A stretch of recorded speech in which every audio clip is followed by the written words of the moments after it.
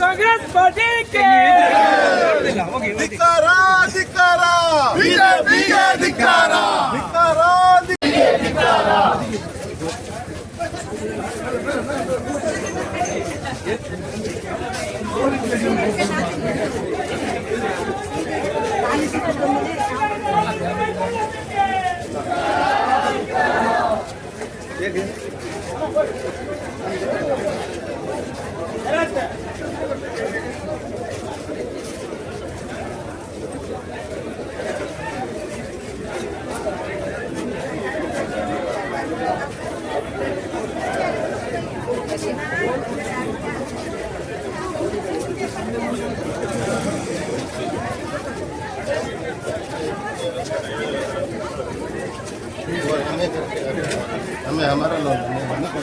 ಆಕ್ರೋಶ ಕಾರ್ಯಕ್ರಮ ಅನ್ನುವಂಥ ರೀತಿಯಲ್ಲಿ ಆ ಕಾರ್ಯಕ್ರಮವನ್ನು ಹಮ್ಮಿಕೊಂಡ ಸಮಯದಲ್ಲಿ ಯಾವತ್ತು ಜನಾಕ್ರೋಶ ಕಾರ್ಯಕ್ರಮವನ್ನು ಪ್ರಾರಂಭ ಮಾಡ್ತಾರ ಅವತ್ತೇ ಗ್ಯಾಸಿಗೆ 50 ರೂಪಾಯಿ ಜಾಸ್ತಿ ಆಯಿತು, ಡೀಸೆಲಿಗೆ ಜಾಸ್ತಿ ಆಯಿತು, ಪೆಟ್ರೋಲಿಗೆ ಜಾಸ್ತಿ ಆಯಿತು. ನಾವು ಉಪಯೋಗ ಮಾಡುವಂಥ ಪ್ರತಿಯೊಂದು ವಸ್ತು ಕೂಡ ಸಾಮಾನ್ಯರು ಉಪಯೋಗ ಮಾಡುವಂಥ ಪ್ರತಿಯೊಂದು ವಸ್ತು ಕೂಡ ಬೆಲೆ ಏರಿಕೆ ಆಗುವಂಥ ಅವಕಾಶ ಆಯಿತು. ವಿಜಯೇಂದ್ರ ಅವರು ನಡೆಸಿರುವಂಥ ಯಾವ ರೀತಿಯ ಜನಾಕ್ರೋಶ ಕಾರ್ಯಕ್ರಮ ಏನಿದೆ ಅದು ವಿಜಯೇಂದ್ರ ಅವರ ಜನಾಕ್ರೋಶ ಆಗದೆ ಅದು ವಿಜಯೇಂದ್ರ ಅವರ ವಿಜಯೋತ್ಸವ ಆಯಿತು. ಯತ್ನಾಳ್ರವರನ್ನು ಪಕ್ಷದಿಂದ ಹೊರಡೆ ಹಾಕಿದ್ದಕ್ಕೋಸ್ಕರ ಇವತ್ತು ವಿಜಯೋತ್ಸವದ ಕಾರ್ಯಕ್ರಮವಾಗಿ ರೂಪಿತ ಆಯಿತು. ಕರ್ನಾಟಕ ಪ್ರದೇಶ ಕಾಂಗ್ರೆಸ್ಸು ನಮ್ಮ ಡಿ.ಕೆ. ಶಿವಕುಮಾರ್ ಅವರ ನಮ್ಮ ಮುಖ್ಯಮಂತ್ರಿಗಳ ನೇತೃತ್ವದಲ್ಲಿ ಎಲ್ಲ ಕಡೆಯಲ್ಲಿ ಕೂಡ ಜಿಲ್ಲೆಯಲ್ಲಿ ಕೂಡ ಕೇಂದ್ರ ಸರ್ಕಾರ ಮಾಡಿರುವಂಥ ಜನವಿರೋಧಿ ನೀತಿಯ ಬಗ್ಗೆ ಪ್ರತಿಭಟನೆ ಮಾಡಬೇಕು ಅಂತ ಕಾರ್ಯಕ್ರಮ ಹಮ್ಮಿಕೊಂಡ ಸಮಯದಲ್ಲಿ ಜಿಲ್ಲಾ ಕಾಂಗ್ರೆಸ್ ಅವರು ಅಶೋಕ್ ಅವರ ನೇತೃತ್ವದಲ್ಲಿ ನಮ್ಮೆಲ್ಲ ಮಾಜಿ ಶಾಸಕರು, ನಮ್ಮ ಪಕ್ಷದ ಅಭ್ಯರ್ಥಿಗಳು, ಬ್ಲಾಕ್ ಕಾಂಗ್ರೆಸ್ ಅಧ್ಯಕ್ಷರು, ನಮ್ಮ ಪಕ್ಷದ ಮುಖಂಡರುಗಳು ಎಲ್ಲರೂ ಕೂಡ ಸೇರಿಕೊಂಡು ಈ ದಿವಸ ಕಾಪಿನಲ್ಲಿ ಕೇಂದ್ರ ಸರ್ಕಾರದ ಬೆಲೆ ಏರಿಕೆ ಬಗ್ಗೆ ಇವತ್ತು ಪ್ರತಿಭಟನಾ ಕಾರ್ಯಕ್ರಮ ಹಮ್ಮಿಕೊಳ್ಳುವಂಥ ಕಾರ್ಯಕ್ರಮ ಹಮ್ಮಿಕೊಂಡಿದ್ದೇವೆ. ಹೆಚ್ಚಿನ ಅಂಶ ಕೊರೋನಾ ರೋಗ ಬಂದಂಥ ಸಮಯದಲ್ಲಿ ಇವತ್ತು ಇದ್ದಂಥ ಸಬ್ಸಿಡಿಗಳನ್ನೆಲ್ಲ ತೆಗೆದು GST ಕಾನೂನನ್ನು ಅನುಷ್ಠಾನಕ್ಕೆ ತಂದು ಬಡವರ ಜನಸಾಮಾನ್ಯರ ರಕ್ತ ಹೀರುವಂಥ ಮಾಡುವಂಥ ಕೆಲಸ ಕಾರ್ಯವನ್ನು BJP ಸರ್ಕಾರ ಮಾಡಿತು. ಹೆಚ್ಚಿನ ಅಂಶ ಇವತ್ತು ನಾನು ಅದರ ಬಗ್ಗೆ ವಿಶ್ಲೇಷಣೆಗೆ ಹೋಗುವುದಿಲ್ಲ, ಯಾಕಂದರೆ ಭಾಳಷ್ಟು ಜನ ಇಲ್ಲಿ ಮಾತಾಡಲಿಕ್ಕಿದ್ದಾರೆ. ತಮಗೆ ಗೊತ್ತಿದೆ, BJP ಸರ್ಕಾರ ಬಂದ ನಂತರ ನಾವು ಫಲಕ ಹಾಕಿದ್ದೇವೆ. ಇವತ್ತು ಅಂದು ಹಿಂದೆ UPA ಸರ್ಕಾರ ಇರುವಂಥ ಸಮಯದಲ್ಲಿ ಎಷ್ಟು ರೇಟ್ ಇತ್ತು, ಇವಾಗ ಎಷ್ಟು ರೇಟ್ ಇದೆ ಅನ್ನೋದ್ರ ಬಗ್ಗೆ ಫಲಕವನ್ನು ಕೂಡ ಹಾಕಿದ್ದೇವೆ. ಹೆಚ್ಚಿನ ಅಂಶ ತಾವು ತುಲನೆ ಮಾಡಬೇಕು. ಕೊಟ್ಟಂಥ ಯಾವುದೇ ರೀತಿಯ ಆಶ್ವಾಸನೆಯನ್ನು ಕೂಡ ಮೋದಿಯವರ ಸರ್ಕಾರ ಇವತ್ತು ಅನುಷ್ಠಾನಕ್ಕೆ ತಂದಿಲ್ಲ. ಇವತ್ತು ಒಂದು ರೀತಿಯಲ್ಲಿ ವಿಪರೀತವಾದಂಥ ಬೆಲೆ ಏರಿಕೆ. ನಮ್ಮ ಕರ್ನಾಟಕ ರಾಜ್ಯದಿಂದ GST ಕಾನೂನು ಮುಖಾಂತರ 4.5 ಲಕ್ಷ ಕೋಟಿ ರೂಪಾಯಿಯನ್ನು ವಸೂಲಿ ಮಾಡ್ತಾರೆ. ನಮಗೆ ಬರಬೇಕಾದಂಥ 50,000 ಕೋಟಿ ರೂಪಾಯಿಯನ್ನು ಕೊಡುವುದಿಲ್ಲ. ಇವತ್ತು ಇಲ್ಲಿಂದ ಕಲೆಕ್ಟ್ ಮಾಡಿದಂಥ ಹಣವನ್ನು ಎಲ್ಲಿ BJP ಸರ್ಕಾರ ಇದೆ ಅಲ್ಲಿ ವಿನಿಯೋಗ ಮಾಡುವಂಥ ಕೆಲಸ ಕಾರ್ಯವನ್ನು ಮಾಡ್ತಾರೆ. ನಮಗೆ ನಮ್ಮ ನೀರಾವರಿ ಮುಖಾಂತರ ಮೇಕೆದಾಟು ಇರ್ಬೋದು ಅಥವಾ ಬೇರೆ ಬೇರೆ ಯೋಜನೆಗಳಿರ್ಬೋದು, ಅವೆಲ್ಲಕ್ಕೂ ಕೂಡ ಇವತ್ತು ನಮಗೆ ವಿರುದ್ಧ. ನಮ್ಮ ನೆಲ, ಜಲ, ಸಂಪತ್ತು, ಭಾಷೆ ಎಲ್ಲವಕ್ಕೂ ಕೂಡ ವಿರುದ್ಧ. ಈ ಕರ್ನಾಟಕ ರಾಜ್ಯದಿಂದ 20 ಜನ ಲೋಕಸಭಾ ಸದಸ್ಯರು ಆಯ್ಕೆಯಾಗಿ ಹೋಗಿದ್ದಾರೆ. 4-5 ಜನ ಮಂತ್ರಿಗಳಿದ್ದಾರೆ, ಕೇಂದ್ರ ಸಚಿವರುಗಳಿದ್ದಾರೆ. ಒಬ್ಬರು ಕೂಡ ತುಟಿ ಪಿಟಕ್ಕೆ ಇರುವುದಿಲ್ಲ. ಅವರಿಗೆ ನಾಚಿಕೆ ಆಗಬೇಕು. ಇವತ್ತು ಬೆಲೆ ಏರಿಕೆ ಜನಾಕ್ರೋಶ ಕಾರ್ಯಕ್ರಮದಲ್ಲಿ ಬಂದು ಕೇಂದ್ರದ ಸಚಿವರುಗಳು ಭಾಷಣ ಮಾಡ್ತಾರೆ. ಅವರ ಯೋಗ್ಯತೆಗೆ ಒಂದು ಚಿಕ್ಕಾಸು ಕೂಡ ಕೊಡಿಸುವಂಥ ಶಕ್ತಿ ಅವರಿಗೆ ಬಂದಿಲ್ಲ. ಅದರ ಮೇಲೆ ಸರ್ಕಾರವನ್ನು ಶಿಥಿಲಗೊಳಿಸಬೇಕು ಅನ್ನುವಂಥ ಉದ್ದೇಶಕ್ಕೋಸ್ಕರ IT, ED, CBI ಮುಖಾಂತರ ಇಂಥ ಒಂದು ರೀತಿಯ ಪ್ರಯತ್ನಗಳು ಇವತ್ತು ನಡೀತದೆ. ನಮ್ಮದು 140 ಜನ ಶಾಸಕರಿದ್ದಾರೆ. ಜನ ಆಶೀರ್ವಾದ ಮಾಡಿ ನಮ್ಮ ಸರ್ಕಾರವನ್ನು ರಾಜ್ಯದಲ್ಲಿ ಅನುಷ್ಠಾನಕ್ಕೆ ತಂದಿದ್ದಾರೆ. ಚುನಾವಣಾ ಸಂದರ್ಭದಲ್ಲಿ ನಾವೇನು ಕೊಟ್ಟಂತ ಆಶ್ವಾಸನೆ ಇದೆ, ಗ್ಯಾರಂಟಿ, ಅದನ್ನ ದೇಶದಲ್ಲಿ ಎಲ್ಲಿಯೂ ಕೂಡ ಇರ್ಲಿಕ್ಕಿಲ್ಲ. ಬರೀ 6 ತಿಂಗಳ ಒಳಗಡೆ ಅದನ್ನ ಅನುಷ್ಠಾನ ಮಾಡುವಂತ ಕೆಲಸ ಕಾರ್ಯವನ್ನು ಮಾಡಿ ನಮ್ಮ ಸರ್ಕಾರ ಮಾಡಿದೆ, ಸಿದ್ದರಾಮಯ್ಯ ಅವರ ಸರ್ಕಾರ ಮಾಡಿದೆ.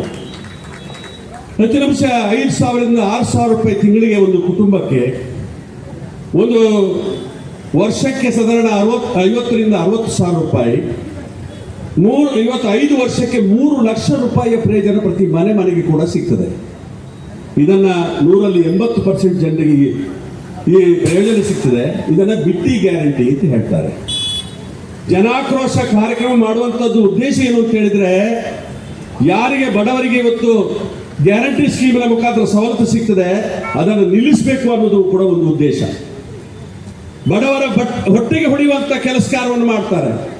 ಮಾಧ್ಯಮ, ಸೋಷಿಯಲ್ ಮೀಡಿಯಾ ಇದರಲ್ಲಿ ಪ್ರಚಾರ ಮಾಡಿದರೆ ಮಾತ್ರ ಸಾಕು ಅನ್ನುವಂಥ ರೀತಿಯ ಒಂದು ಮನೋಭಾವದಿಂದ ನ್ಯಾಯಾಂಗವನ್ನು ಶಿಥಿಲಗೊಳಿಸ್ತಾರೆ.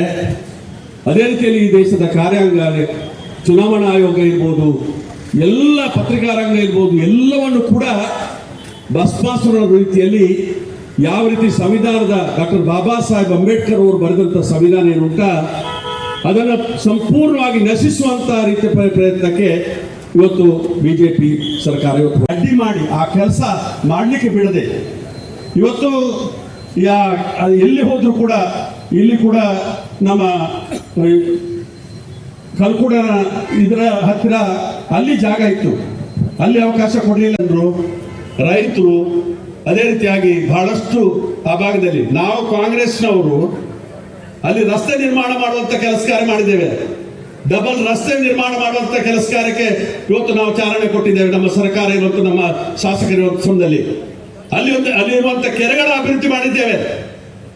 ದೊಡ್ಡ ಕೆರೆ, ಹೆಚ್ಚಿನ ಅಂಶ ಬಹಳಷ್ಟು ಪವಿತ್ರವಾದಂತ ಕೆರೆ, ಹತ್ತಿರ ತಾವರೆಕೆರೆ 1 ಕೋಟಿ ರೂಪಾಯಿವರೆಗೆ ಖರ್ಚು ಮಾಡಿ ಆ ಕೆರೆ ಅಭಿವೃದ್ಧಿ ಪಡಿಸುವಂತ ಕೆಲಸ ಕಾರ್ಯ ಮಾಡಿದ್ದೇವೆ. ಆದರೆ ಬಿಜೆಪಿಯವರು ತಮಗೆ ಕೊಡುವುದೇನು, ಬರೇ ಕೊಳಚೆ ನೀರು ಕೊಡ್ತಾರೆ. ನಾವು ಶುದ್ಧ ನೀರು ಕೊಡಬೇಕು ಅನ್ನೋ ಉದ್ದೇಶಕ್ಕೋಸ್ಕರ ಮಣಿಪುರದಿಂದ 62 ಕೋಟಿ ರೂಪಾಯಿ ಮಂಜೂರಾತಿ ಮಾಡಿಸಿ ನಿಮಗೆ ಮೂಳೂರಿನವರಿಗೆ ಕೂಡ ಶುದ್ಧ ನೀರು ನಾನು ನೋಡಿದ್ದೇನೆ. ಮೂಳೂರಿನವರಿಗೆ ಕೆಂಪು ನೀರು ಬರ್ತಾ ಇತ್ತು, ಬೋರ್ವೆಲ್ನಿಂದ ಕೆಂಪು ನೀರು ಬರ್ತಾ ಇತ್ತು. ನಿಮಗೆ ಮೂಳೂರಿನವರಿಗೆ ಶುದ್ಧ ನೀರು ಕೊಡಬೇಕು ಅಂತೇಳಿ ಕಾರ್ಯಕ್ರಮ ಆಗಿ ನಾನು ಮೊನ್ನೆ ಕೂಡ ಕೇಳಿದ್ದೇನೆ ಅಧಿಕಾರಿಗಳನ್ನ, ತಕ್ಷಣ ಮೂಳೂರಿಗೆ ಕೂಡ ತಕ್ಷಣ ಮಣಿಪುರದ ನೀರು ಕೊಡಬೇಕು ಅನ್ನುವಂಥ ರೀತಿಯಲ್ಲಿ ಆ ದೃಷ್ಟಿಯಲ್ಲಿ ನಾವು ಕಾರ್ಯಕ್ರಮ ಹಾಕೊಂಡ್ರೆ ನಿಮಗೆ ಕೊಟ್ಟಿರುವಂಥದ್ದು ಕೊಳಚೆ ನೀರು. ಹೆಚ್ಚಿನ ಅಂಶ ತಾವು ನಮ್ಮ ಹತ್ರ ಅಧಿಕಾರ ಇಲ್ಲ, ನಾವು ಶಾಸಕರಲ್ಲ, ನಮ್ಮ ಪುರಸಭೆ ಇಲ್ಲ, ಎಲ್ಲವೂ ಬಿಜೆಪಿ ಕೈಯಲ್ಲಿದೆ. ಅವರು ಇವತ್ತು ಅದಕ್ಕೆ ತಕ್ಷಣ ತೀರ್ಮಾನವನ್ನು ತಗೊಳ್ಬೇಕು. ನಿಮ್ಮ ಪರವಾಗಿ ಹೋರಾಟ ಮಾಡಲಿಕ್ಕೆ ನಾವು ನಿಮ್ಮ ಜೊತೆಯಲ್ಲಿದ್ದೇವೆ. ನಿಮ್ಮ ಮೂಳೂರಿನವರ ಪರವಾಗಿ ಹೋರಾಟ ಮಾಡಲಿಕ್ಕೆ ಸಮಸ್ತ ನಮ್ಮ ಎಲ್ಲ ಬಾಂಧವರು ಕೂಡ ತಮ್ಮ ಜೊತೆಯಲ್ಲಿದ್ದೇವೆ. ತಮಗೆ ಆಗುವಂತ ಅನ್ಯಾಯದ ಬಗ್ಗೆ ಹೋರಾಟ ಮಾಡಲಿಕ್ಕೆ ನಾವೆಲ್ಲರೂ ಕೂಡ ಇದ್ದೇವೆ ಅಂತೇಳಿ ಹೇಳ್ಕೊಂಡು ತಮ್ಮ ಹೋರಾಟಕ್ಕೆ ಶುಭ ಕೋರಿ ನನ್ನ ಮಾತು ಸಾರ್ವಜನಿಕರು ನೀಡ್ತಾರೆ, ದಯಮಾಡಿ ಎಲ್ಲರೂ ಸ್ವೀಕಾರ ಮಾಡಬೇಕು.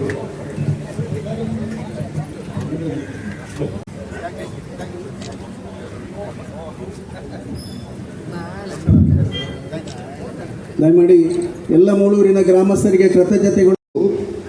ಕೇಂದ್ರ ಸರ್ಕಾರದ ವೈಫಲ್ಯದ ವಿರುದ್ಧವೂ ಹೌದು ಮತ್ತು ಈ ಜನಾಕ್ರೋಶ ಎನ್ನುವುದು ಭಯೋತ್ಪಾದಕ ಮನಸ್ಥಿತಿಯ ವಿರುದ್ಧವೂ ಹೌದು. ಈ ಜನಾಕ್ರೋಶ ಅನ್ನುವಂಥದ್ದು ಉಗ್ರಗಾಮಿತ್ವದ ವಿರುದ್ಧವೂ ಹೌದು ಅನ್ನೋದನ್ನು ನಾವೆಲ್ಲರೂ ಅರ್ಥ ಮಾಡಿಕೊಂಡು ಈ ಕಾರ್ಯಕ್ರಮದಲ್ಲಿದ್ದೇವೆ. ಸೊರಕೆ ಅವರು ತುಂಬ ಸ್ಪಷ್ಟವಾಗಿ ಈ ಹೋರಾಟದ ಹಿನ್ನೆಲೆಯನ್ನು ಹೇಳಿದರು. ಅದರ ಮುಂದುವರಿಕೆಗಾಗಿ ಮಾಜಿ ಶಾಸಕರಾದಂಥ ಶ್ರೀ ಗೋಪಾಲ್ ಪೂಜಾರಿ ಅವರು ನಮ್ಮನ್ನು ಉದ್ದೇಶಿಸಿ ಮಾತಾಡಿದರು. ಅಶೋಕ್ ಕುಮಾರ್ ಕೊಡೂರು ಅವರು ಜಿಲ್ಲಾಧ್ಯಕ್ಷರು ಪ್ರಸ್ತಾವನೆಯನ್ನು ಮಾಡಿದರು. ಈ ವೇದಿಕೆಯಲ್ಲಿ ಜಿಲ್ಲೆಯ ಕಾಂಗ್ರೆಸ್ನ ಎಲ್ಲ ಪ್ರಮುಖರು ಕೂತಿದ್ದಾರೆ. ಸುನೀತಕ್ಕ, ಯಾಕೆ ಇವರೆಲ್ಲ ಕೂತಿದ್ದಾರೆ ಮುಖ್ಯ ಅಂತ ಹೇಳಿದರೆ, ನಾನು ಕೇಳಿದೆ ಉಡುಪಿಯಲ್ಲಿ ಪತ್ರಕರ್ತರ ಹತ್ರ, ಕಾಂಗ್ರೆಸ್ಸಿನ ರಾಜಕಾರಣಿಗಳಿಗೂ ಬಿಜೆಪಿ ರಾಜಕಾರಣಿಗಳಿಗೂ ಏನು ವ್ಯತ್ಯಾಸ ಅಂತ ಹೇಳಿದರು. ಅವರು ಹೇಳಿದರು, ಕಾಂಗ್ರೆಸ್ಸಿನ ರಾಜಕಾರಣಿಗಳಲ್ಲೂ ಬೀದಿಯಲ್ಲೂ ಜನರ ಪರ, ಸದನಕ್ಕೆ ಗೆದ್ದು ಹೋದರೂ ಜನರ ಪರ. ಬಿಜೆಪಿಯವರು ಏನು ಕೇಳಿದೆ, ಅವರು ಬೀದಿಯಲ್ಲೂ ಹೊಡೆದಾಟ, ವಿಧಾನಸಭೆಗೆ ಹೋದರೂ ಹೊಡೆದಾಟ, ಅಷ್ಟೇ ವ್ಯತ್ಯಾಸ ಅಂತ ಹೇಳಿದರು.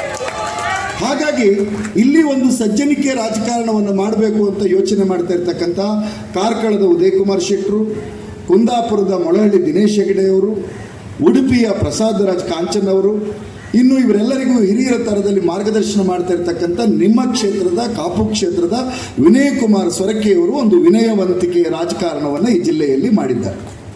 ಹಾಗಾಗಿ ಭಾರಿ ವಿಶೇಷ ಏನು ಅಂದರೆ, ಆದರೂ ಸಹಿತ ನಾನು ಈ ಸಂದರ್ಭದಲ್ಲಿ BJPಯ ನಾಯಕರುಗಳಿಗೆ, ಶಾಸಕರುಗಳಿಗೆ, ಅವರು ಜಿಲ್ಲಾಧ್ಯಕ್ಷರಿಂದ ಹಿಡಿದು ರಾಜ್ಯಾಧ್ಯಕ್ಷರಾದ BA ವಿಜೇಂದ್ರ ಅವರಿಂದ ಹಿಡಿದು ಉಡುಪಿಯ ಶಾಸಕರಾದಂಥ ಅದೆಂಥ ಪೆಟ್ಟಿಸ್ಟ್ ಯಶ್ಪಾಲ್ ಪೆಟ್ಟಿಸ್ಟ್ ಆ ಯಶ್ಪಾಲ್ ಅವರಿಂದ ಹಿಡಿದು ನಮ್ಮ ಗುರುಮೆ ಸುರೇಶ್ ಶೆಟ್ಟರಿಂದ ಹಿಡಿದು ಕಾರ್ಕಳದ ಸುನಿಲ್ ಕುಮಾರ್ ಅವರಿಂದ ಹಿಡಿದು ಕಿರಣ್ ಕುಮಾರ್ ಕೊಡ್ಗೆ ಅವರಿಂದ ಹಿಡಿದು ಗಂಟಿಹೊಳೆಯವರೆಗೆ ನಾನು ಹೃತ್ಪೂರ್ವಕವಾದ ಅಭಿನಂದನೆಗಳನ್ನು ಸಲ್ಲಿಸಲಿಕ್ಕೆ ಈ ಕಾರ್ಯಕ್ರಮದಲ್ಲಿದ್ದೇನೆ.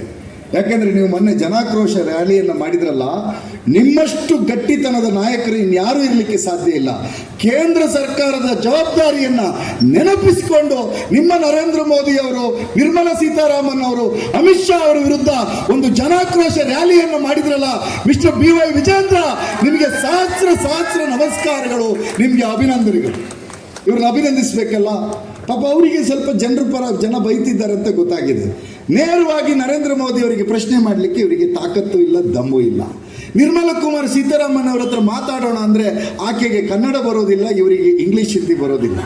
ಹಾಗಾಗಿದ್ದರಿಂದ ಅವ್ರು ಏನು ಮಾಡಬೇಕು ಅಂದರೆ ಜನಾಕ್ರೋಶ ಯಾತ್ರೆ ಮಾಡಿ ಕಾಪುವಿನ ಬೀದಿಯಲ್ಲಿ, ಉಡುಪಿಯ ಬೀದಿಯಲ್ಲಿ ತಿರುಗಾಟ ಮಾಡಬೇಕು. ಅಂಥ ತಿರುಗಾಟವನ್ನು ಮಾಡಿದ BJP ಎಲ್ಲ ನಾಯಕರಿಗೂ ಕಿಶನ್ ಹೆಗಡೆ ಅವರಿಗೆ ಅಭಿನಂದನೆ ಹೇಳುವ ಕಾರ್ಯಾಧ್ಯಕ್ಷರ ಪರವಾಗಿ ಆಗ್ಬೋದಲ್ಲ. ಹಾಗಾಗಿ BJP ಅವರಿಗೆಲ್ಲರಿಗೂ ಸಹಿತ ಹೃತ್ಪೂರ್ವಕವಾದಂಥ ಅಭಿನಂದನೆಗಳು. ಇನ್ನು ಮುಂದುವರಿಕೆಯ ಭಾಗವಾಗಿ ಅರ್ಥ ಮಾಡ್ಕೋಬೇಕಾಗಿದ್ದ ಸಂಗತಿ ಏನು ಅಂದರೆ, ಕಾಂಗ್ರೆಸ್ಸಿನ ಪಾಲಿಸಿ ಏನು ಅನ್ನೋದನ್ನು ಸೊರಕೆ ಅವರು ಹೇಳಿದರು. ಅದಕ್ಕೆ ಪತ್ರಕರ್ತರಿಗೆ ಒಂದು ಅಂಡರ್ಲೈನ್ ಶಬ್ದ. ಕಾಂಗ್ರೆಸ್ಸಿನ ಪಾಲಿಸಿ ಅನ್ನ ಮೂಲದ್ದು, BJPಯವರ ಪಾಲಿಸಿ ಕನ್ನ ಮೂಲದ್ದು. ಎರಡೇ ವ್ಯತ್ಯಾಸ. ಕಾಂಗ್ರೆಸ್ನವರ ಪಾಲಿಸಿ ಅನ್ನ ಮೂಲದ್ದು, BJPಯವರ ಪಾಲಿಸಿ ಕನ್ನ ಮೂಲದ್ದು ಅನ್ನುವಂಥದ್ದನ್ನು ನಾವು ಈ ಸಂದರ್ಭದಲ್ಲಿ ಹೇಳಬೇಕು. ಹೆಣ್ಮಕ್ಳಿಗೆ ಬಂಗಾರ ಅಂದರೆ ಭಾರಿ ಇಷ್ಟ.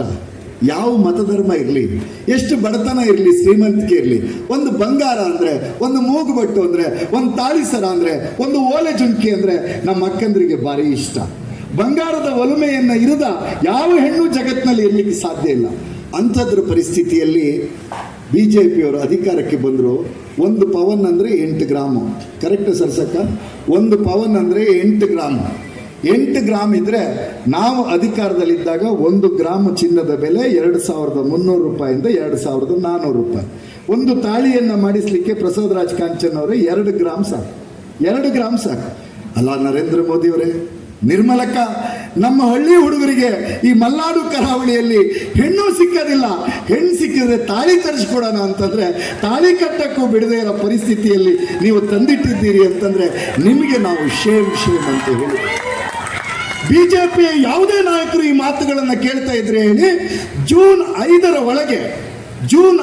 ಒಳಗೆ 1 ಪವನ್ ಚಿನ್ನದ ಬೆಲೆ 1,07,000 ರೂಪಾಯಿ ಆಗ್ತದೆ. ಆ 1,07,000 ರೂಪಾಯಿ ಆಗದೇ ಇದ್ರೆ ನಾನು ಸಾರ್ವಜನಿಕ ಜೀವನದಲ್ಲಿ ಮಾತಾಡೋದನ್ನು ಬಿಡ್ತೇನೆ. ನಾನು ಸ್ಟ್ಯಾಟಿಸ್ಟಿಕ್ಸ್ ಆಧಾರದ ಮೇಲೆ ಹೇಳಿದ್ದೇನೆ. 1,07,000 ರೂಪಾಯಿ ಆಗ್ತದೆ 1 ಪವನ್ ಚಿನ್ನಕ್ಕೆ. ತಾಳಿ ತರೋದೇ ಕಷ್ಟ.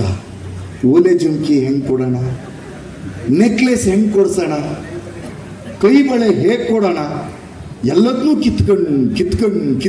ಕಿತ್ಕೊಂಡು ನಮಗೆ ಏನು ಕೊಟ್ಟಿದ್ದೀರಿ ಅಂತಂದರೆ, ಎಲೆಕ್ಷನ್ ಹತ್ರ ಬಂದ ಮೇಲೆ ಕರ್ನಾಟಕದಲ್ಲಿ ಆಡಳಿತ ಇದ್ದಾಗ ಹಲಾಲ್, ಹಿಜಾಬ್, ಕೇಂದ್ರದಲ್ಲಿ ಉತ್ತರ ಪ್ರದೇಶ ಅಧಿಕಾರಕ್ಕೆ ಚುನಾವಣೆ ಬಂತು, ಬಿಹಾರ ಚುನಾವಣೆ ಬಂತು, ವಕ್ಫ್.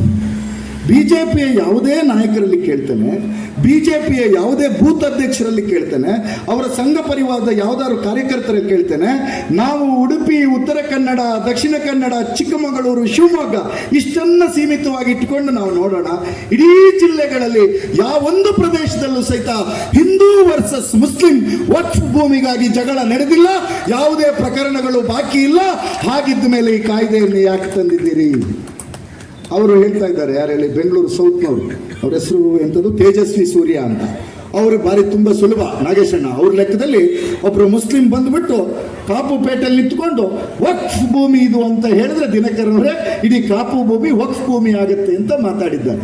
ಅದಕ್ಕೆ ನಾನು ಹೇಳಿದ್ದೆ, ಹಾಗೇನಾದರೂ ಕೈ ಇಟ್ಟು ಕೂಡಲೇ ವಕ್ಫ್ ಭೂಮಿ ಆಗೋದು ಅಂತಾಗಿದ್ರೆ ನಮ್ಮ ಮೊಹಮ್ಮದ್ ಅಣ್ಣ ಫಕೀರ್ ಸಾಹೇಬರು ಬಂದು ನಿಮ್ಮ ತಲೆ ಮೇಲೆ ಕೈ ಇಟ್ಟು ವಕ್ಫ್ ಅಂತ ಹೇಳ್ತಾ ಇದ್ದಾರೆ. ಈ ರೀತಿ ಕಾನೂನಿನ ತಿಳುವಳಿಕೆ ಇಲ್ಲದಿರ್ತಕ್ಕಂಥ ಪರಿಸ್ಥಿತಿ ಒಳಗಡೆ ನಾವು ಸಹಿತ ವಕ್ಫ್ ಕಾಯ್ದೆಯನ್ನು ಉದಯನ ಜಾರಿಗೆ ತಂದಿದ್ದೀವಿ ರಾಜಣ್ಣ. ಸ್ವತಂತ್ರ ಬಂದಲ್ಲಿ 1954ರಲ್ಲಿ ನಾವು ವಕ್ಫ್ ಕಾಯ್ದೆಯನ್ನು ತಂದ್ವಿ, 95ರಲ್ಲಿ ತಿದ್ದುಪಡಿಯನ್ನು ತಂದ್ರಿ, 2013ರಲ್ಲಿ ತಿದ್ದುಪಡಿಯನ್ನು ತಂದ್ರಿ. ಈ ದೇಶದ ಯಾವ ಮುಸಲ್ಮಾನರು ಸಹಿತ ಅದರ ವಿರುದ್ಧ ಗಲಾಟೆ ಮಾಡಲಿಲ್ಲ.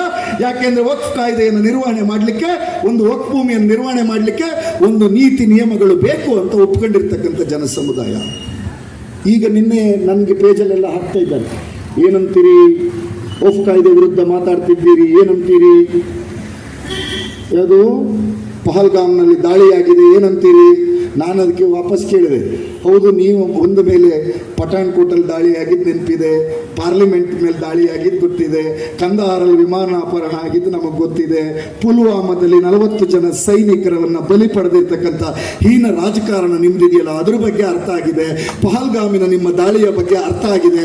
ನಮಗೆ ಅರ್ಥ ಮಾಡಿಸೋದು ಬೇಕಾಗಿಲ್ಲ, ಅರ್ಥ ಮಾಡಿಸಬೇಕಾದ ನೀವು ಉತ್ತರವನ್ನು ಕೊಡಬೇಕು. ನಮ್ಮ ಪ್ರತಿ ಮಹಿಳಾ ಕಾಂಗ್ರೆಸ್ಸಿನ ಕಾರ್ಯಕರ್ತರು ಅಕ್ಕಪಕ್ಕದ ಅಕ್ಕಂದಿರ ಹತ್ರ ನೀವು ಮಾತಾಡಬೇಕು. ಅದೇನು ಅಂದ್ರೆ, ನಿನ್ನೆ ದಾಳಿ ನಡೆದಿರ್ತಕ್ಕಂಥ ಪಹಲ್ಗಾಮ್ ಇರೋದು ಎಲ್ಲಿ ಅಂತಂದ್ರೆ LOC ಯಲ್ಲಿ, ಲೈನ್ ಆಫ್ ಕಂಟ್ರೋಲ್ನಲ್ಲಿರುವ ಸ್ವಿಟ್ಜರ್ಲ್ಯಾಂಡ್ ತರದಲ್ಲಿರುವ ಪ್ರದೇಶದಲ್ಲಿ ದಿನವೂ ಸಹಿತ ಸಾವಿರಾರು ಜನ ಪ್ರವಾಸಿಗರು ಬರ್ತಾರೆ ಅಂತಂದ್ರೆ ಅಲ್ಲಿ ಸೆಕ್ಯೂರಿಟಿ ಪರ್ಸನಲ್ ಅನ್ನ ಯಾಕೆ ನೇಮಕ ಮಾಡಲಿಲ್ಲ ಅನ್ನೋದಕ್ಕೆ ನೀವು ಉತ್ತರವನ್ನು ಕೊಡಬೇಕು. ಆ ಹೆಣ್ಮಗಳು ದುಃಖದಿಂದ ಹೇಳ್ತಾಳೆ, ಇದಕ್ಕೆ ಜಾತಿ ಮತ್ತು ಧರ್ಮವನ್ನು ಕಟ್ಟಬೇಡಿ. ನಾವು ದುಃಖದಲ್ಲಿದ್ದಾಗ, ರಕ್ತದ ಮಡುವಿನಲ್ಲಿ ಬಿದ್ದಾಗ ನಮ್ಮನ್ನ ಬಿಸ್ಮಿಲ್ಲಾ ಅಂತ ಹೇಳಿ ಕರ್ಕೊಂಡು ಬಂದ್ರು ಅಂತ ಹೇಳಿದ್ರು. ಬಿಸ್ಮಿಲ್ಲಾ ಅಂತ ಹೇಳಿ ಕರ್ಕೊಂಡು ಬಂದವರಿಗೆ ಧರ್ಮ ಇದೆ, ಗುಂಡು ಹಾಕಿದ ಧೂರ್ತರಿಗೆ ಧರ್ಮ ಇಲ್ಲ. ಧರ್ಮ ಬಾಹಿರರು, ಅವರು ಕಾಫಿರರು, ದುಷ್ಟ. ಇದು ಹೇಳುವ ಸ್ಪಷ್ಟತೆ ನಮಗೆ ಕಾಂಗ್ರೆಸ್ನವರಿಗೆ ಇದೆ, ನಮಗಿದೆ. ನಾನು ಈಗಲೂ ನಿಮ್ಮಲ್ಲಿ ಪ್ರಶ್ನೆಯನ್ನು ಕೇಳ್ತಾ ಇದ್ದೇನೆ, ಗಂಭೀರವಾಗಿ ತಾಯಂದ್ರು ಯೋಚನೆ ಮಾಡಬೇಕು. ಆ ಪತಿಯನ್ನು ಕಳ್ಕೊಂಡಿರ್ತಕ್ಕಂಥ ಹೆಣ್ಮಗಳು ಹೇಳ್ತಾ ಇದ್ದಾಳೆ, ನಾವು 1 ಗಂಟೆಗಳ ಕಾಲ ಬೊಬ್ಬೆ ಹೊಡೆದ್ರು ಸಹಿತ ಒಬ್ಬನೇ ಒಬ್ಬ ಸೆಕ್ಯೂರಿಟಿ ಪರ್ಸನಲ್ ಅಲ್ಲಿಗೆ ಬರಲಿಲ್ಲ ಅಂತ ದುಃಖದಿಂದ ಹೇಳ್ತಾಳೆ. ನಮ್ಮ ತಾಯಂದ್ರು ತಾಳಿ ಕಿತ್ತಿದ್ದು ಮಾತ್ರ ಅಲ್ಲ ರೀ, ಸೌಭಾಗ್ಯವನ್ನು ಕಿತ್ಕೊಳ್ತಾ ಇದ್ದೀರಲ್ಲ, ನಿಮಗೆ ನಾವು ಈ ಸಂದರ್ಭದಲ್ಲಿ ಹೇಳ್ತೇವೆ, ಧಿಕ್ಕಾರ. ನಿಮ್ಮ ಬೇಜವಾಬ್ದಾರಿ ಆಡಳಿತ ವ್ಯವಸ್ಥೆಗೆ ಧಿಕ್ಕಾರ. 1 ತೊಲೆಗೆ 10 ತಲೆ ಅಂತ. ಅಯ್ಯೋ, ನಿಮ್ಮ ತಲೆಯೇ ನೆಟ್ಟಿಗಿಲ್ಲ, ನಿಂಗೆ MP ಟಿಕೆಟ್ ಕೊಡದೆ ತಲೆ ಕಿತ್ಕೊಂಡಿದ್ದಾರೆ ಬಿಜೆಪಿಯವರು. ಇವನು 1 ತಲೆಗೆ 10 ತಲೆ. ಜನರ ಎದುರುಗಡೆ ಮಾತಾಡೋಕ್ಕೆ ಮುಖ ಇಲ್ಲ.